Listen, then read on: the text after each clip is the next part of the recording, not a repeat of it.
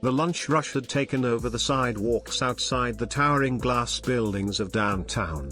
Heat shimmered off the pavement, horns honked in the distance, and the smell of sizzling chicken and toasted bread filled the air as a long line of hungry office workers snaked down the block.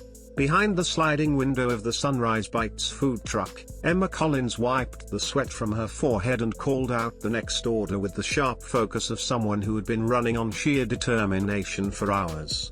At just 25, Emma carried more responsibility than most of the well-dressed professionals tapping their feet impatiently in line. Her blonde hair was tied back in a simple ponytail, her faded white t-shirt bore the faint grease stains of hard work, and her hands moved with a rhythm that came from long days, short nights, and a relentless refusal to quit. For the last 2 years, Sunrise Bites hadn't just been a job. It had been survival. It had been her father's dream, passed to her the day he died, along with the crushing weight of caring for her younger brother while he finished high school. To the customers, she was just another vendor. But for Emma, every sandwich she wrapped and every lemonade she poured carried the silent prayer that she could stretch this business long enough to keep her father's dream alive and her brother's future intact. Near the back of the line stood a man who, at first glance, looked completely out of place. A tailored navy suit, polished leather shoes that had never touched grease or flour, a gold watch that probably cost more than Emma's monthly expenses. His name was Marcus Blackwell, 32 years old, CEO of Blackwell Development, one of the city's biggest real estate firms. In boardrooms, he was known as a shark. In this line, however, he was just another face, scrolling through his phone, waiting his turn. When he finally stepped up to the counter, Emma barely looked at him. To her, an expensive suit wasn't impressive, it was a distraction. "What can I get for you today?" she asked, her practiced customer service smile appearing without effort. Marcus glanced at the menu, but his eyes kept returning to her face. Something about her seemed familiar, like a half-remembered melody tugging at the edges of his memory. "Grilled chicken sandwich and a lemonade," he said. "That'll be $12, Emma replied, already turning to prepare the order. When he handed her the cash, their fingers brushed. It was only a second, but in that instant Marcus's gaze sharpened, recognition washing over him. "Still remember me?" he asked quietly, his voice softened by something warmer than casual politeness. Emma froze. Slowly, she lifted her head, really looking at him for the first time. Beneath the expensive suit and polished exterior, the same brown eyes stared back at her, the same eyes she had looked into across a cafeteria table 15 years ago. "Marcus," she whispered. "Marcus Blackwell." He smiled, the kind of smile that carried both surprise and relief. "Hello, Emma. I wondered if I'd ever see you again." The clamor of the lunch rush faded, replaced by the echo of high school hallways and afternoons long gone. Back then, Marcus hadn't been a powerful CEO. He had been an awkward, lonely teenager, quiet, bookish, invisible to almost everyone. Everyone except Emma. She remembered the day she had chosen to sit at his empty lunch table, sliding her tray next to his as whispers rippled through the cafeteria. She had been the popular one, the debate team captain, the girl headed for scholarships and bright horizons. But what she remembered most wasn't her own status. It was the way Marcus's face had lit up when she asked if he wanted company. "You probably don't remember," Marcus said, noticing the restless shuffling of customers behind him. "But you used to eat lunch with me when no one else would." "Of course I remember," Emma said, momentarily forgetting the growing line. "You were working on that novel, about the boy who could talk to trees." Marcus's chest tightened. She remembered. She remembered the scribbled pages he used to nervously read aloud, the way she had listened when no one else cared, the way she had encouraged him even when the writing was clumsy and juvenile. "You told me I had potential," Marcus said, his voice thick with memory. "Even when my stories were awful, you told me to keep going." Emma's eyes burned as old emotions resurfaced. She had seen him then, seen past the awkwardness, past the loneliness, into the spark of something greater.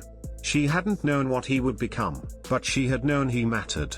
"And what happened to the writing?" she asked softly. I never stopped, Marcus admitted. 3 novels, published under a pen name. And then the business. Turns out, when someone believes in you, it changes everything. An impatient cough from behind reminded them of reality. Emma blinked, hurriedly finishing his order and sliding it across the counter. "Here's your sandwich and lemonade," she said, her voice returning to its brisk tone. But Marcus didn't walk away. He stepped aside, waiting patiently as Emma powered through the rest of the line, serving one customer after another until the sidewalk finally cleared. Only then did he return to the window. "Emma," he said gently, "can we talk? Really talk?" She sighed, exhaustion etched in every movement. "I only have a few minutes before I need to prep for the dinner shift."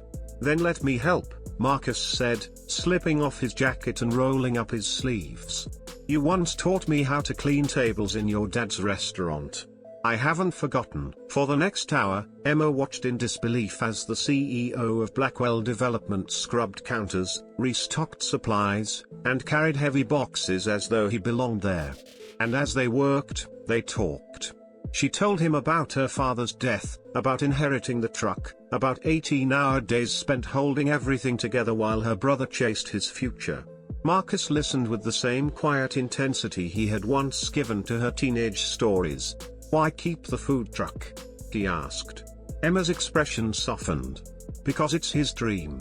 Dad always said good food brings people together. I couldn't let that go. This truck, it's all I have left of him." "And is it enough?" Marcus asked quietly.